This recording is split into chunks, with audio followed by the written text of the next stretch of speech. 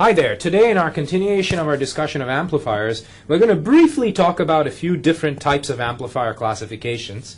I'm Vivek Subramanian. And I'm Michelle Maharbis. Let's get started. So this is going to be very brief, and it's really almost encyclopedic, but we want to lay down some ground rules on the types of gain you can get, the type of ideal amplification you can get. So the most basic type is an ideal voltage amplifier, and that's what we cover in the ideal op-amp module. So in an ideal voltage amplifier, the input is a voltage, and the amplifier faithfully copies that input to an output while adjusting it by a certain gain. Okay, and in this case we're going to call that gain A sub V.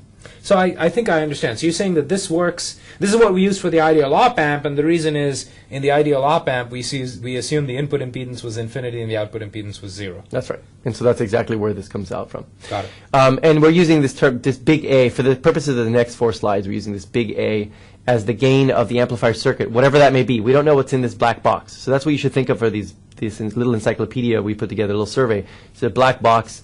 We feed it an input voltage and we get an output voltage out. Now, gain is very often specified using the decibel scale. And the decibel scale, as I think we've touched on once before, is 20 times the log of the voltage gain. Now, this is the voltage decibel scale. We'll give you a more technically correct definition a bit later in the class. But for now, if you want to express the voltage gain in decibels, you would take 20 times log 10 of the actual gain. So for example, if the gain is 100, so the output voltage is 100 times the input voltage, you would say that's a 40 dB gain. And the input current flowing into the amplifier is 0. Okay? Now, that comes back from the ideal op-amp conditions we've already gone over, so I'm not going to touch on that again, so we just know that's the case. And so that means the input resistance of the amplifier is infinite. We've talked about that before. And note that the power flow into the input is 0, which means really that this amplifier has an infinite power gain, which is of course unrealistic, but that's the extreme case. Okay, so that's the ideal voltage amplifier.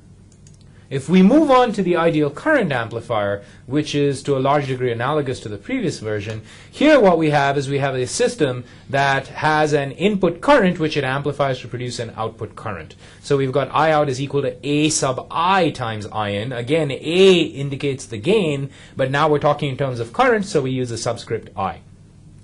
The current gain is again specified in a dB scale, so we'll have A sub I in decibels is equal to 20 log AI. And in other words, if we had a current gain of 1,000, well, you know log 10 of 1,000 is 3, so you'll get 60 dB.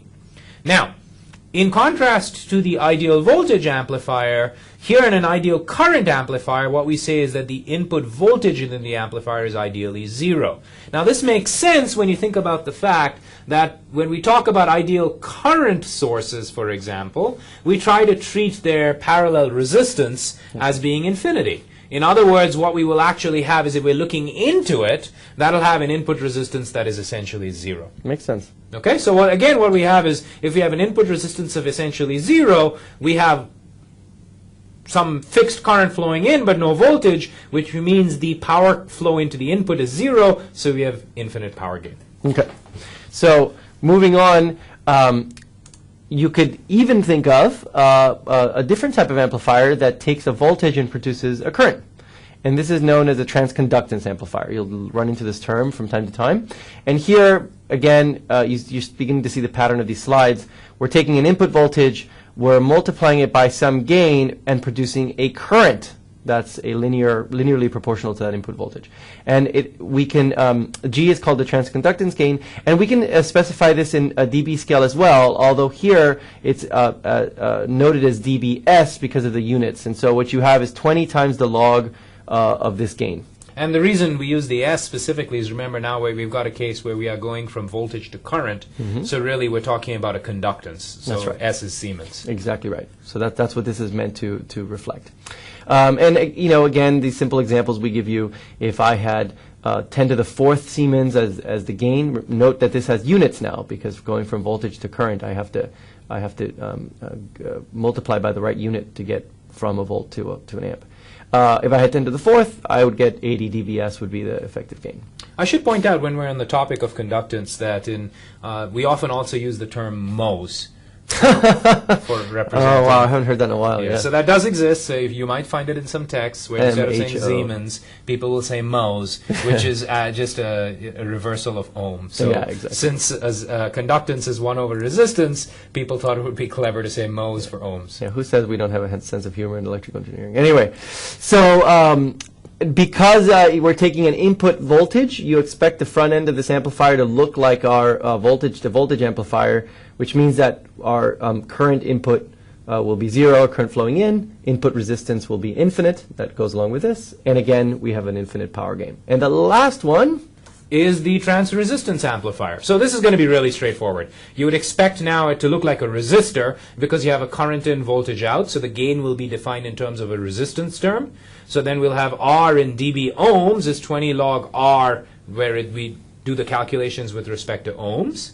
Again, we can do the same sorts of calculations. Since we are looking in with a current on the input, we would expect the input resistance of the amplifier to be 0 to maintain this ideality, in other words, where there's no power flow into the input.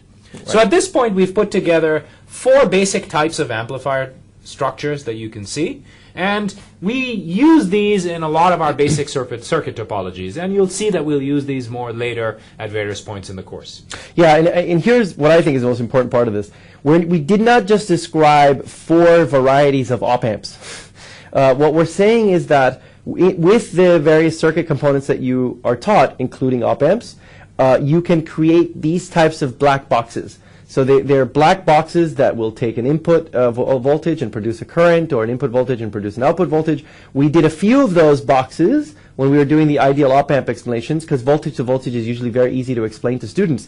But it's a great exercise, and Vivek and I will surely do this in class, to try to take those types of circuit components and build a current-to-current amplifier or a current-to-voltage amplifier, and see how you can do that. And we'll touch on that in class. Fair enough? Sounds good. See you next time. Thanks, everybody.